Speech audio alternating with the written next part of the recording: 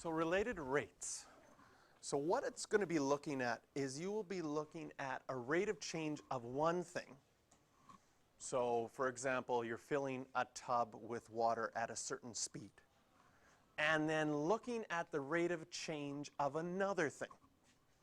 If your tub is a perfect rectangular prism, then the height will be rising at the same time, but it will be changing at a certain height per time.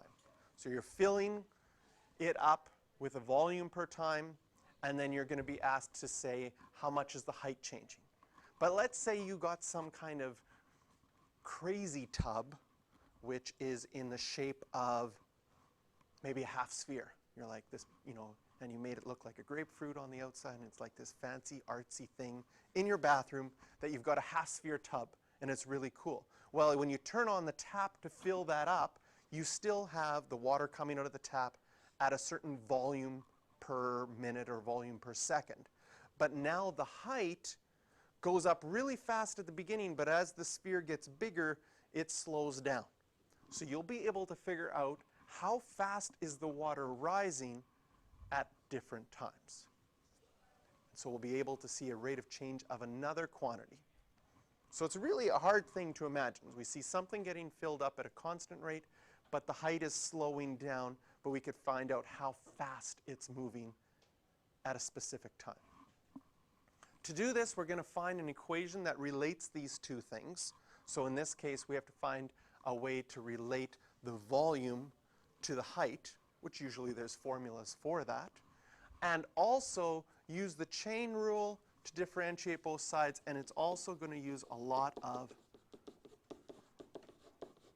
the implicit differentiation that we used before. So we're going to use implicit differentiation with the chain rule idea in it to help us solve this. Where it's going to be different than we did before is we're going to be using a lot of function notation and not just x's and y's. Now that we're actually dealing with heights and areas and volumes, we'll be doing a bunch of different variables. So here's our first problem. We've got a circle increasing, and we want to know at the moment that this circle is at 100 meters, so this is a pretty big circle. It's not the kind of circle that you bring into a classroom and show students. It just doesn't fit. You've got a circle with a radius of 100 meters, and that radius is increasing 2 meters every minute. Okay? We want to find out how fast is the area increasing. I mean, an application of this question might have been something with a bomb. A bomb blows up and its blast radius goes out in a circle, right? What kind of damage is happening? How fast is that damage happening? You want to find out how fast is that area increasing at a certain time. So that would be a morbid application of this example, but something that someone might want to know what's happening if this situation occurs. So the thing to understand is we have area, and that's what we want to find.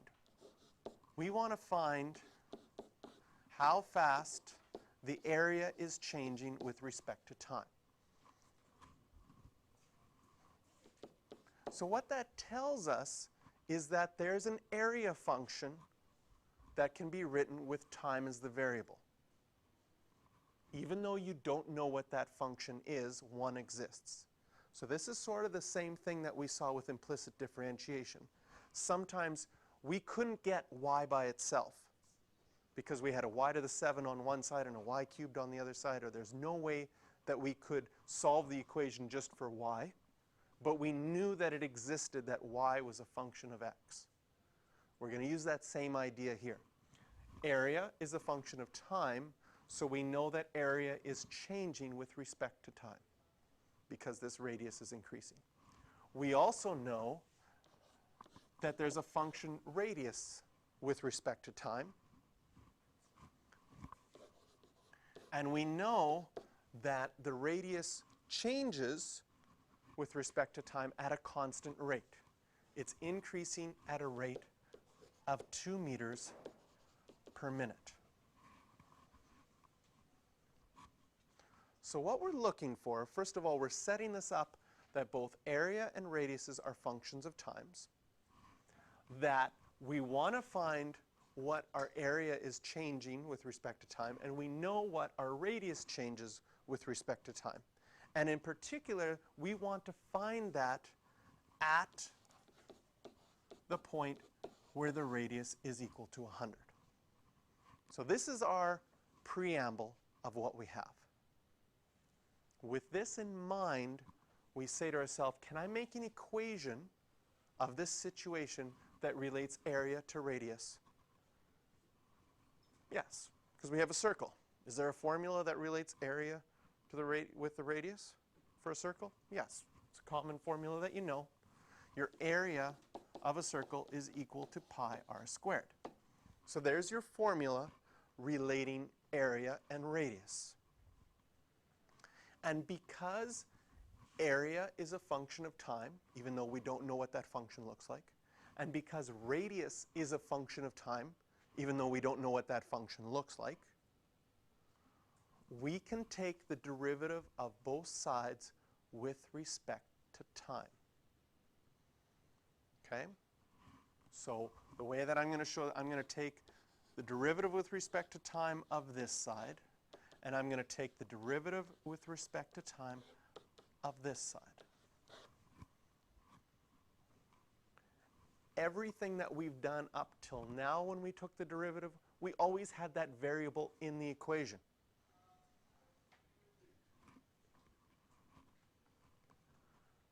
We always had an x when we took the derivative with respect to x. This time, we don't have the derivative t anywhere in this equation. Okay? But we know that area is a function of time.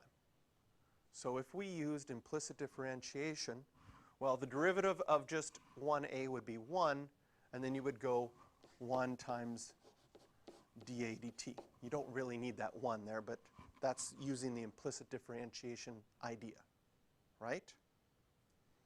And then on this side,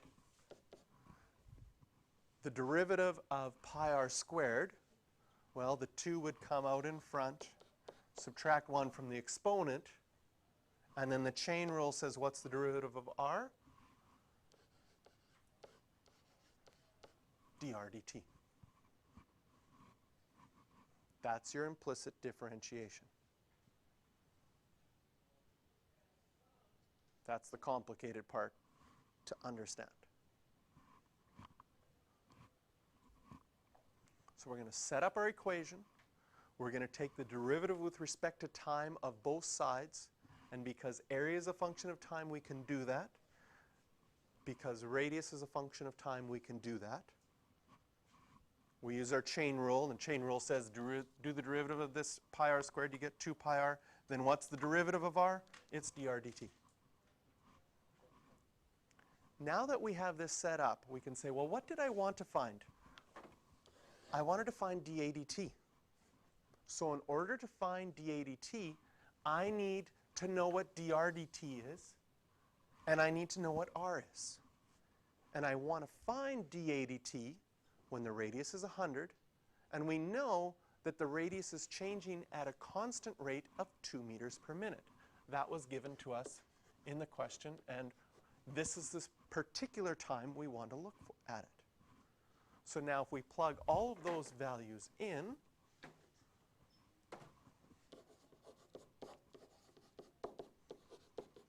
radius at 100, dr dt is 2.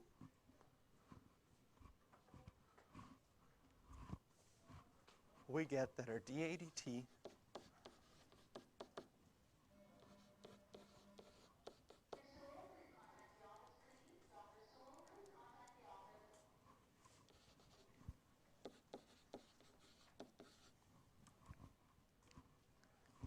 and since we're looking at area, area is measured in this case, meters squared. It's affecting 1,256 meters squared per minute. So at that moment, that means if this was a bomb that was causing destruction, In one more minute, another 1,256 meters squared of area would be destroyed if this was a bomb. Okay, so it's telling you what you need to get out of that, right, out of that blast radius if this were to happen. Of course, I'm guessing that if it was a bomb, it would travel faster than 2 meters per minute. That's a pretty slow bomb explosion. Okay? But maybe this is the wave that's caused by dropping boulders into the river. Maybe they would travel at a smaller rate. I'm not sure. But it gives you an idea and how much is affected by that at that time. So to recap, the big concept of the idea at the beginning is area is a function of time, even though you don't know what that equation is. Same thing, radius is a function of time, even though you don't know what that equation is. You want to find out how much the area is changing with respect to time, and you're given how much the radius is changing with respect to time, and you want to find it at a specific moment. Once you set up your equation, you do implicit differentiation with respect to time. So basically every variable, after you do regular differentiation, like the derivative of a would just be 1, then you just add dA dt after that. The derivative of pi r squared is 2 pi r, and then you're going to add dr dt after that, because that's implicit differentiation. And then you can plug things in. And if you wanted to find it at different radiuses, you just have to change r in this case, and you could figure out all sorts of different questions. So let's do one more area problem. Here we have a balloon, 30 centimeters in diameter, and you're inflating this balloon, so now we're dealing with its volume, that it's increasing the rate for the radius at 3 centimeters per second. How fast is that surface area of your balloon changing? So I'm going to use S for surface area. That tells us that S is a function of time, even though we don't know what that equation is. And we've been asked to find out how fast that surface area is increasing.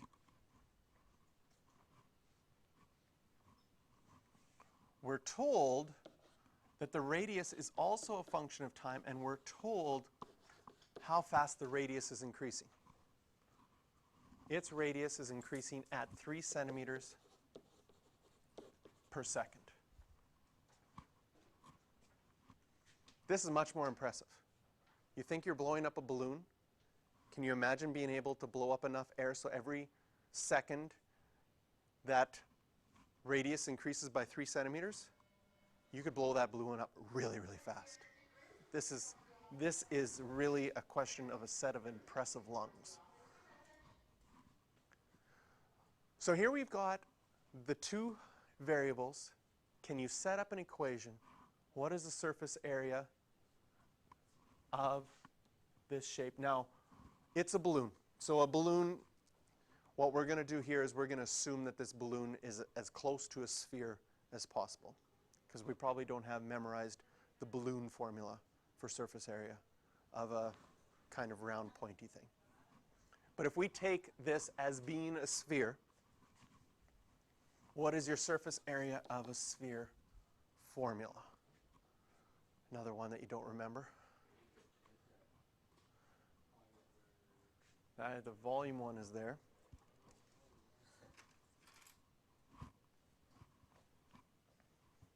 Now, I use a visual to help me remember the surface area of a sphere formula. If you take a sphere, like this golf ball, and you look at it from your direction right now, what shape does it look like in 2 dimensions? A circle, okay? Now, you can only see the front part of this circle, right? You can't see the back part of this circle. So there's one circle in the front, one circle in the back. If you set a circle here and threw it at that square, it would like hit all of it, but it wouldn't be enough to cover all the curve. In fact, one way I think of it is it would hit the horizontal surface that you see here, and you could do another circle to hit this horizontal surface in the back. But in order to see the top and the bottom, there would be another 2 circles. So you see a circle from the front, circle from the back, circle from the top, circle from the bottom, and the surface area of a sphere is 4 circles.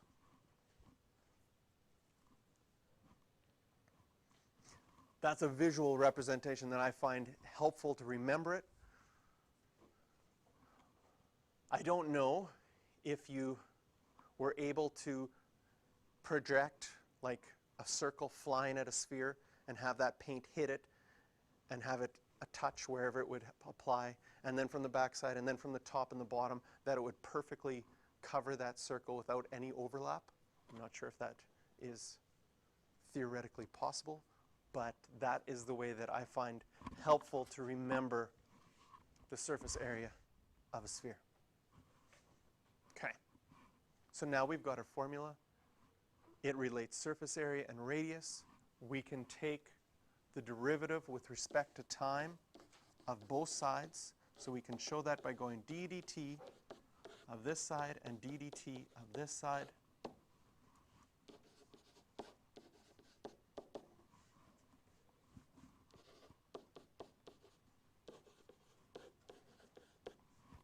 Use your implicit differentiation.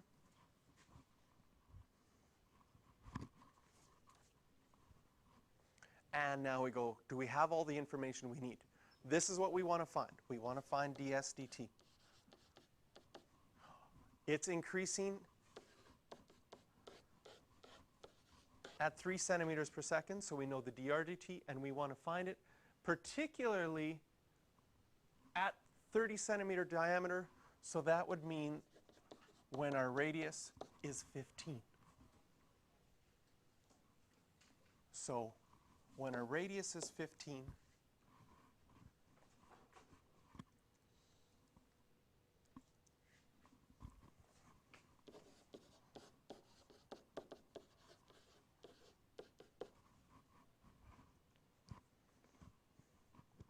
we get 360 pi, which is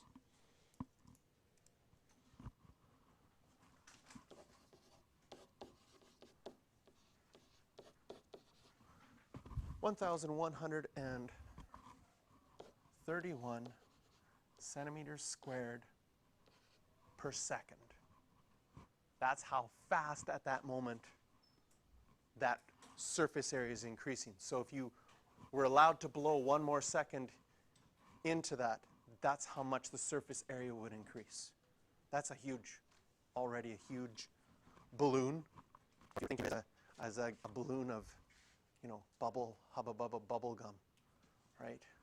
That's amazing how fast that thing's going.